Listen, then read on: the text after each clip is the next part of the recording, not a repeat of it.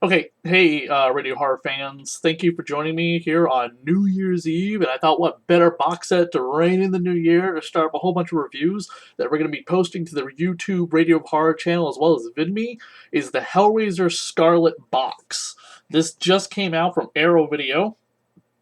Our co-host Jess O'Lantern will be helping me with YouTube videos coming up very soon as well. You can check her out. Look her up, Jess O'Lantern, on Facebook as well as on Twitter, and she's a singer-songwriter who wrote the music for my other two podcasts, Supernatural Creatures and Lore and the Dead TV podcast. So I thought I'd show off this amazing box set, which just came out this just a few weeks ago. I think maybe like 2 weeks ago, actually. It had been out in the UK for quite some time, and it finally just made its North American release, if you will. So I'm going to open it up. I love the way that it slides open, kind of like the Malamot configuration itself. It's got that weird, cool, like, pattern in between it, if you will. Okay, so what we got in here... Oh, that's cool. I didn't notice that before. I am hell, help me. This is a message from Christy's father to Christy in Hellraiser 2, Hellbound. Or Hellbound Hellraiser 2, or however you call it. Anyway, okay, so we got in here a lot of discs and a book. So I'm going to start with the first one. The first one is the movie Hellraiser itself, which comes in a Blu-ray, spiky little pinhead on the top, and then part Lamont configuration on the back. Then we have the Chatterer for Hellraiser 2, Hellbound, or Hellbound Hellraiser 2, however you want to say it. We have one of the Cenobites, whose name I forget, here on the front for Hellraiser 3, Hell on Earth. Alright. We also have, let's see, documents of, we have the Clive Barker Legacy. Now, this contains a bunch of cool supplemental material, including guides to the different movies that have been based on books of Clive Barker's, as well as a couple of short films by Clive Barker. And that has the stone casing that Pinhead is found in Hellraiser 3. Then we have this little extra bonus material pack in Documents of Blood. I'm gonna hold that up to the camera. These are postcards. You can see right there. This is a Pinhead holding the Lamont configuration. This is the Doctor from Hellraiser 2. This is the second or third female Cenobite. Okay, here's Frank. And then we have the Butterhead, I think his name was. Okay. So those are all on postcards. You can mail them out to people. I'll stick a little stamp right here. What else do we have? Oh, we have this booklet with original concept art by Clive Barker. Yeah, these are all Cenobite concept art by Clive Barker. Now, a lot of people don't know this because they've never read the book, right here, The Hellbound Heart, that Pinhead is actually a woman.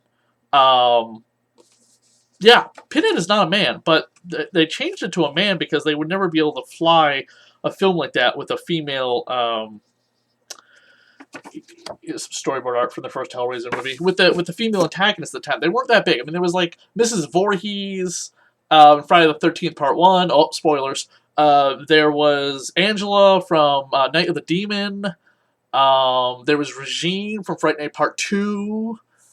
I think that's it, really. There wasn't a lot of other female horror icons at the time, or bad guys, if you will. So then we have Damnation Games, and this is a book about Hellraiser, Hellbound, and Hell on Earth. A ton of notes and stuff written by Clive Barker. It is a massive 200-page book that comes with this box set. This is really, really cool. Now, just to go over what some of this stuff entails, I'm going to hold that up. That's Frank's face, by the way. So you get the 4-disc limited edition contents, the brand new 2K restoration of Hellraiser, Hellbound, and Hellraiser 3. So in the Hellraiser first disc, you get a brand new 2K restoration approved by the director of photography, Robin yeah, okay, anyway. Audio commentary with Clive Barker, audio commentary with Barker and Ashley Lawrence. Now, a lot of this stuff is carried over from the previous Hellraiser discs, which are right over here. Stay with me. Stay with me. Stay with me. Stay with me. Okay, here we go. All right, so this set right here, which was released by Anchor Bay, contains a lot of the material that you are going to find in here. Yes, I have mine signed by Doug Bradley, which also I have the Behind the Mask of the Horror Actor by Doug Bradley, also signed by him too, which is fantastic. You ever have a chance to meet Doug Bradley? He's one of the cheapest people to get a signature from. He's not cheap. He's just a cheap autograph to get. He's like $20, and he takes pictures with anybody. You don't have to buy something. He's such a nice guy. Unlike some freaking horror celebrities are charging $50 to $60 fucking dollars, and that's just for a signature. To pay another $20 or maybe $100 for a goddamn photo. Fuck that. Jesus Christ. That's right. Merry Christmas. Happy New Year. I ain't paying for celebrity autographs anymore. It's getting ridiculous what they're charging. Okay, here we go. So you get like all the bonus material that came on this thing right here, which is awesome. Then you also get Leviathan, the story of Hellraiser Hellbound, which is... Stay with me, stay with me, stay with me. Okay, here we go. Totally forgot about this. This is Leviathan. This is the Hellraiser documentary that came out from the people who just put out the Fright Night documentary, which I'm going to be doing a video about very soon. You get 3 discs, and this whole thing is like 11 hours long. It's crazy how long it is. You see that in the camera? All right. It's so much bonus material. You get this cool slipcase, which you can't get, I believe, anymore. So totally, this complements this box set like you would not believe. Okay. So you get a ton of the bonus material per the discs. Now on the 4th disc, which is the Clive Barker Legacy, you get Clive Barker short films, Salome and Forbidden, The Books of Blood and Beyond, the literary works of Clive Barker. Horror author David Gatward provides a tour through Barker's written work with the first Books of Blood to the recent Scarlet Gospels. Hellraiser Evolution, a brand new documentary looking at the evolution of the hit horror franchise and its enduring legacy, featuring interviews with Scott Derrickson, director of Hellraiser Inferno, Brick Bota, director of Hellraiser, Hellraiser, Hellseeker, Deader, and Hellworld, which are the later films, which are a lot of people have said are scripts that were not Hellraiser related, and they were like, oh, let's just throw Pinhead and some Cenobites in there. And some people like them, and I know a lot of people don't like them, and there's a new Hellraiser movie coming out next year, which I'm not excited about. Stuart Gordon's on this, and then Hellraiser Chronicles: A Question of Faith short film, which I have not watched yet. Now, the Damnation Games book is a brand new hardback work written, new writing on Hellraiser and the Barker universe from Barker's archivists Phil and Sarah Stokes, including chapters looking at Clive's early work, the Genesis production of the first 3 films, and a lot more, and illustrated with stills and rare material from the Clive Barker archive. Try saying that 12 times fast.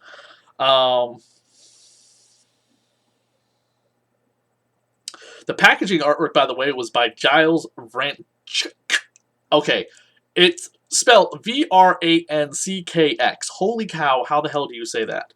There's a fold-out reversible poster in there, too. Did I not take that out? Oh, here it is. Oh, cool. Okay, so here is the poster. Whoop, look at that.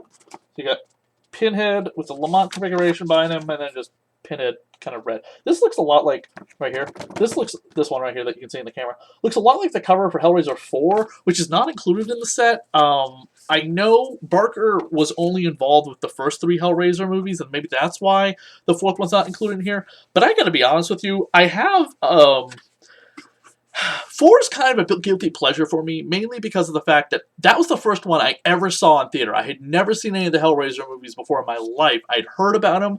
They creeped me out to no end. But when the 4 hit theaters, I decided to go see it. I was like, okay, 4 Bloodlines, I think it was called. And that is unfortunately the one also referred to as Pinhead in Space, like Jason X and Leprechaun 4, shit like that. Yeah, it's Pinhead in Space.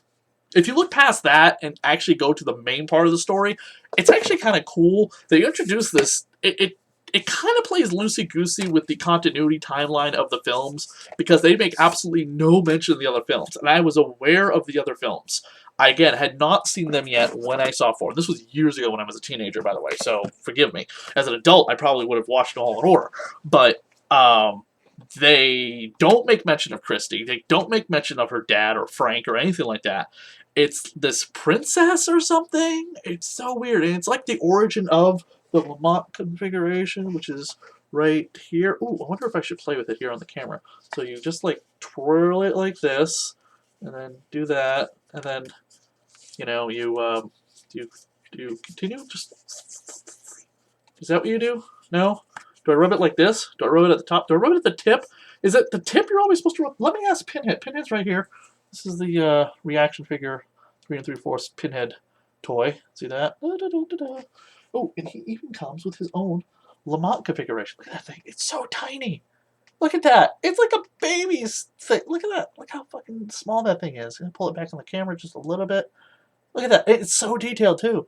It's such a tiny little toy. I mean, compared to this thing, yeah. I'm going to go open this later and see what happens.